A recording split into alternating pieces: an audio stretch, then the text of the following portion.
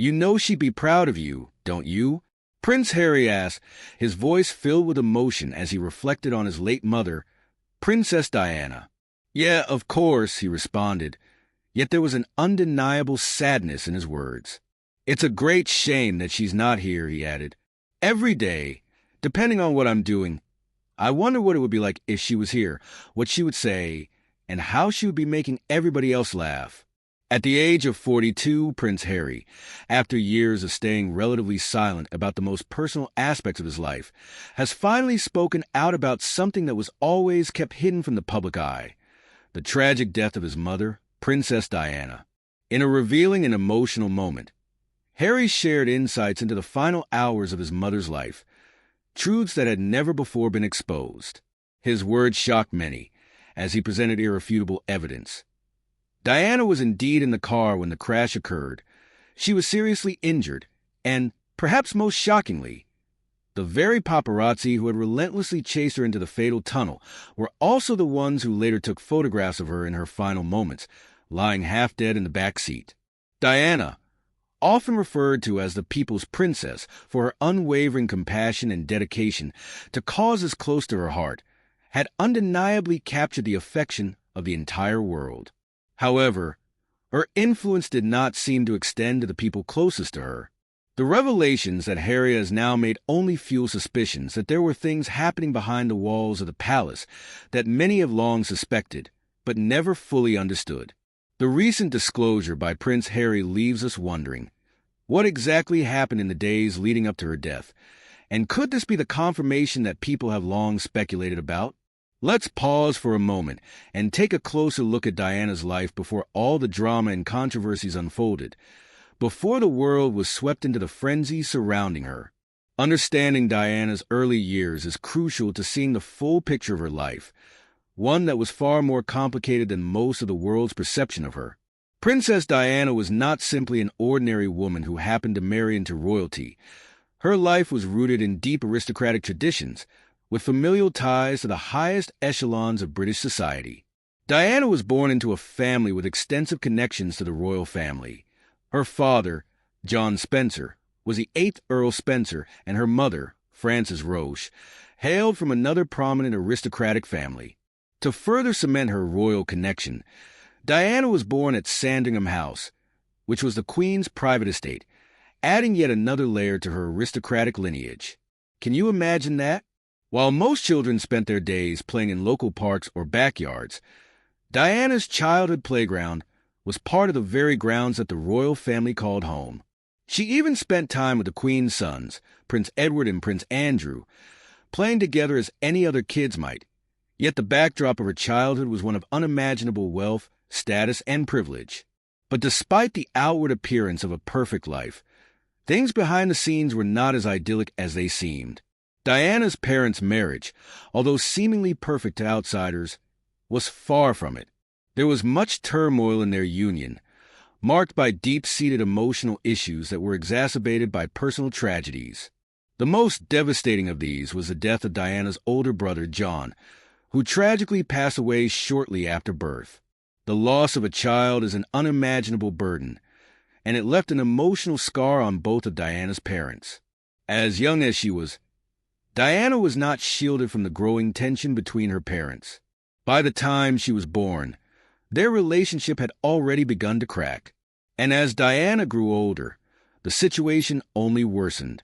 When her younger brother, Charles, was born, rather than healing their rift, it seemed to widen the divide between her parents even further. Eventually, the tension culminated in a separation, and at just the age of 7, Diana found herself witnessing the painful collapse of her family. Her mother's departure was not as simple as the public might have believed. While infidelity did play a part in the breakdown of their marriage, it was not the sole reason for their separation.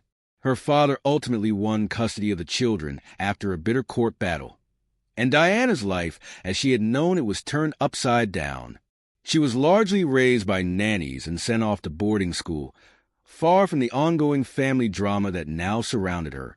The transition to boarding school was yet another challenge for Diana. One might assume that a girl of her aristocratic background would excel academically, But that was not the case. Diana struggled with her studies, often feeling more focused on her friendships and extracurricular activities than on schoolwork.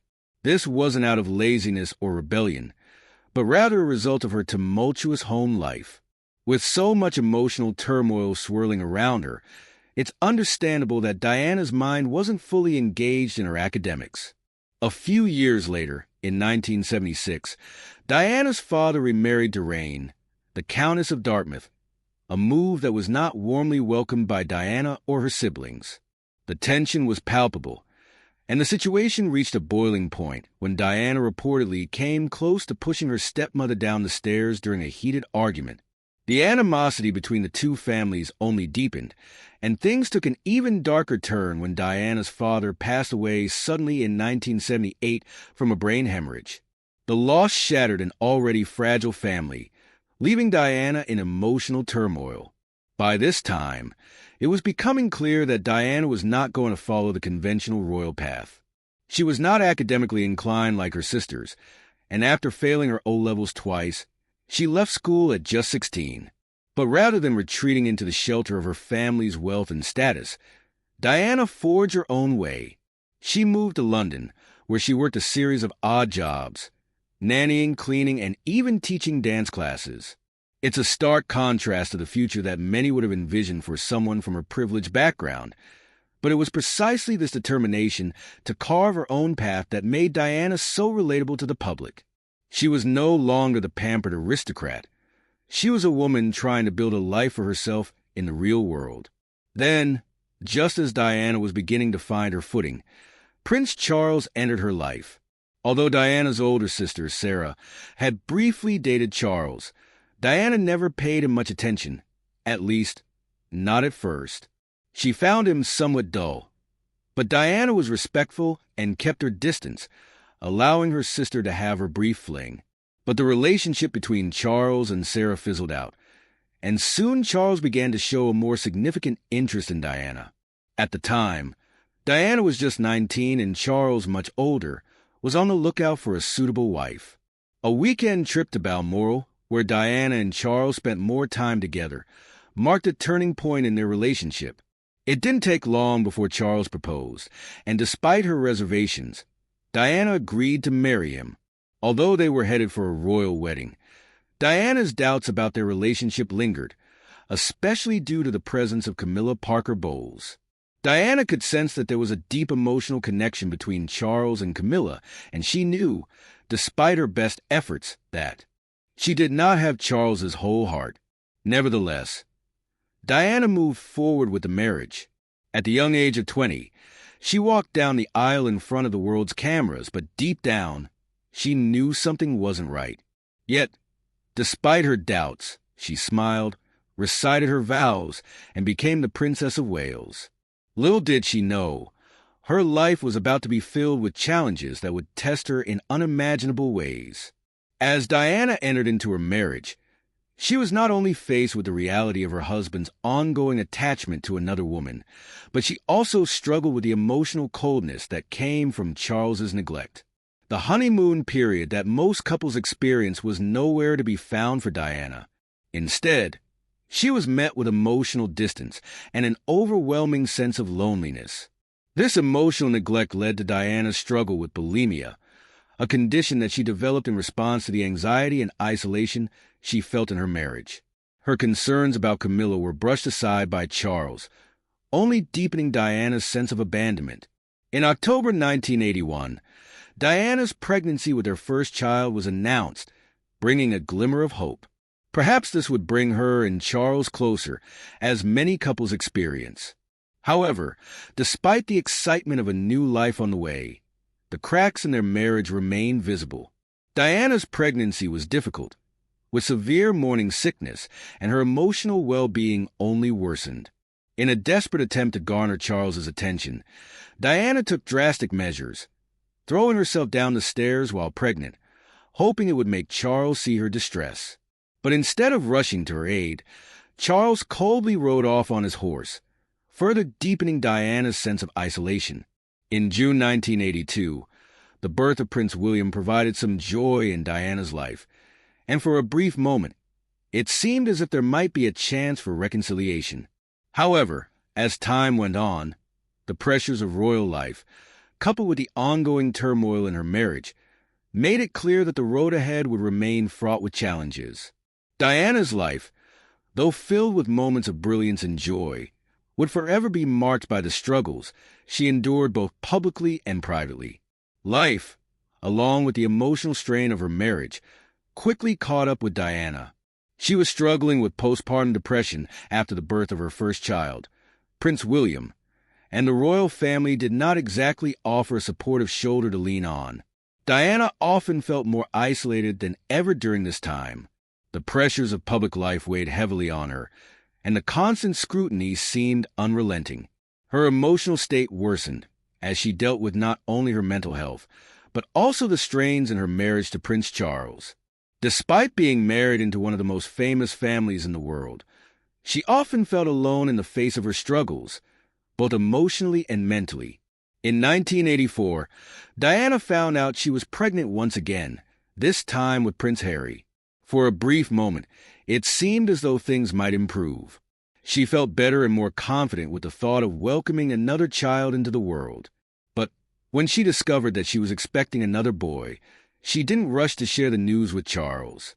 The reason was that Charles had expressed his desire for a girl, and it hurt Diana deeply to know that her husband's hopes for a daughter would not be realized.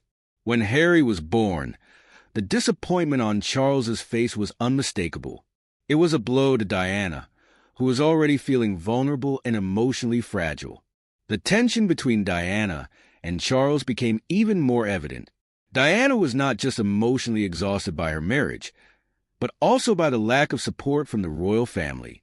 Even Queen Elizabeth, though she maintained a respectful relationship with Diana, was reportedly unimpressed with Charles's reaction. As the years went on, Diana's mental health continued to deteriorate. The strain of fulfilling royal duties, the overwhelming pressure of living in the public eye, and the coldness and emotional distance from Charles wore her down. She tried various means to cope, from medication to sleep aids, but nothing seemed to provide her with any lasting relief. As if that weren't enough, Diana was devastated when she discovered that Charles had rekindled his relationship with Camilla Parker Bowles. The betrayal hit Diana hard, and she was heartbroken. But instead of confronting Charles directly, Diana chose to maintain the perfect royal image for the public. Despite the emotional turmoil she was experiencing behind the scenes, she kept up the appearances of a happy, united couple for the media and the world to see. However, Diana was not one to suffer in silence forever. A man entered her life. James Hewitt, a former British Army officer and her writing instructor. In her desperation for affection and emotional support, Diana found solace in Hewitt's company. Their relationship became one of the media's biggest stories, with rumors about their affair spreading like wildfire. Diana's private life became a subject of intense scrutiny, and the royal family was largely disconnected from her. Her bond with Sarah Ferguson, the Duchess of York, was also distant, but in 1988, a shared experience brought Diana and Sarah closer together. During a ski trip in Switzerland, both Charles and Andrew were involved in a deadly avalanche.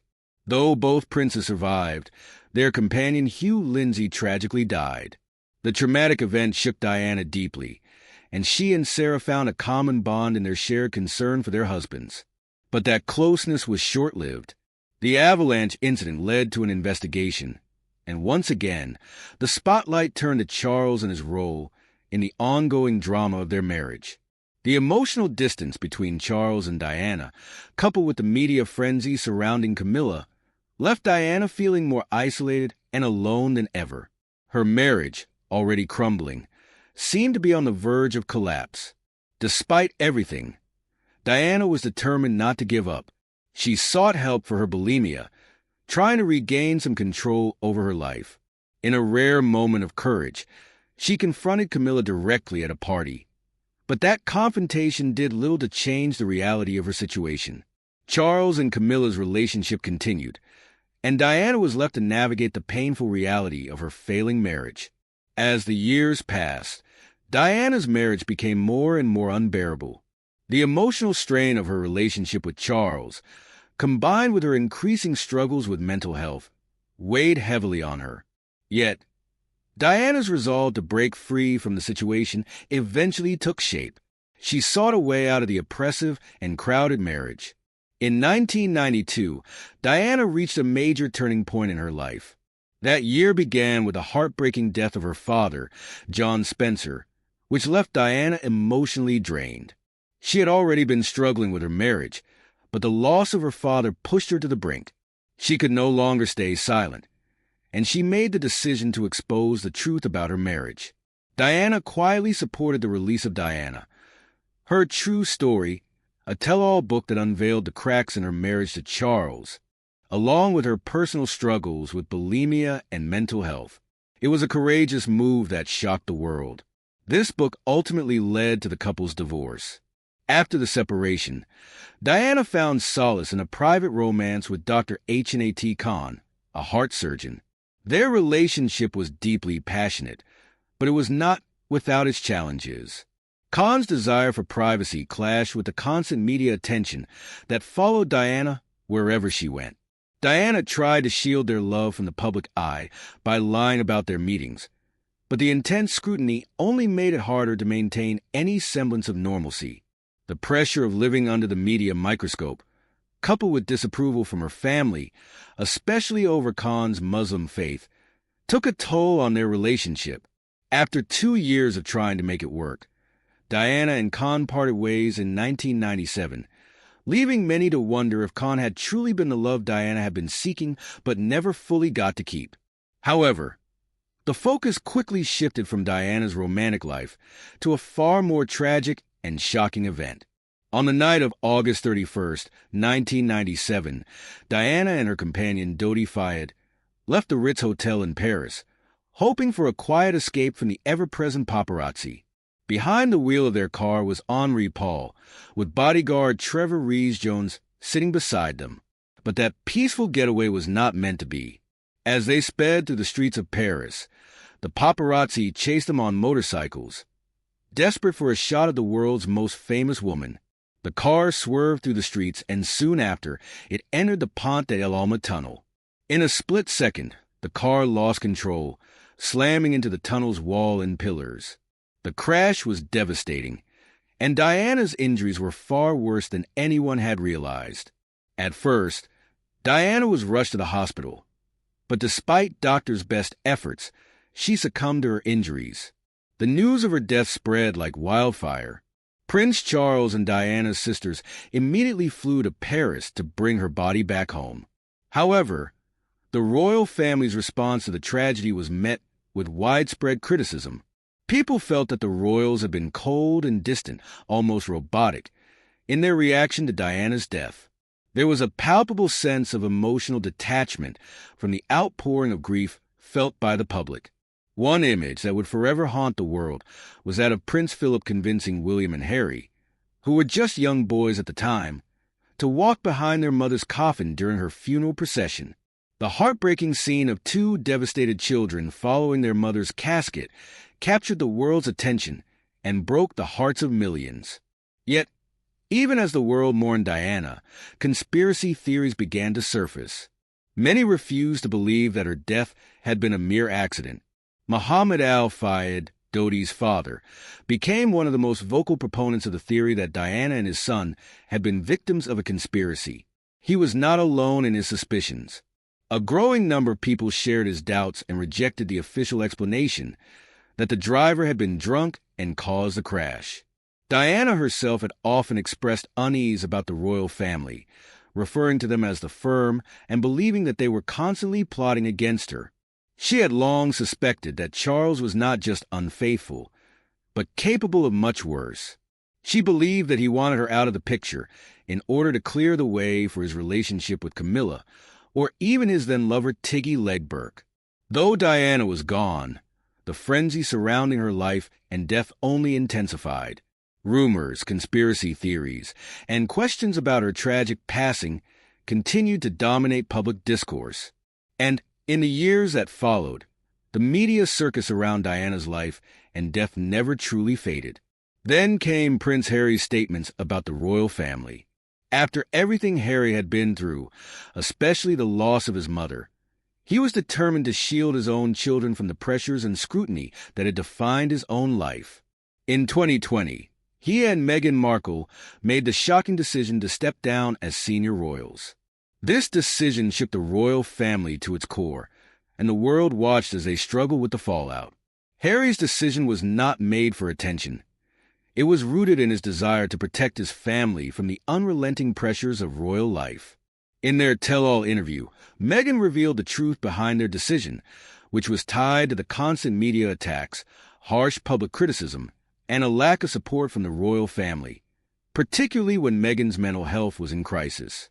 The parallels to Diana's experiences were hard to ignore. Harry also called out his father, King Charles, for being emotionally distant, especially after Diana's death. This lack of emotional support had a lasting impact on Harry, and it is clear that their relationship has never fully recovered. There have even been rumors suggesting that Prince William might have played a role in leaking damaging stories about Harry and Meghan. The tensions between Harry and William have only grown over the years. Harry later revealed in 2022 that he suspected members of the royal family were leaking stories about him and Meghan to the media. The situation only escalated with the release of a book called Endgame in 2023, which pointed fingers at William for being involved in some of these leaks. By 2024, it was clear that the divide between Harry and the royal family was deepening. The relationship between father and son seemed irreparable, with reports that King Charles had not made time to meet with Harry. As a result, the already fragile bond between Harry and the rest of the royal family continued to crack. So, what do you think of Harry's latest revelations? Are the royals as perfect as they seem, or are they as cruel as Harry claims? Let us know in the comments. And if you want to hear more shocking stories, go ahead and subscribe to the channel, because we've got plenty more coming your way. Thanks for watching. Goodbye.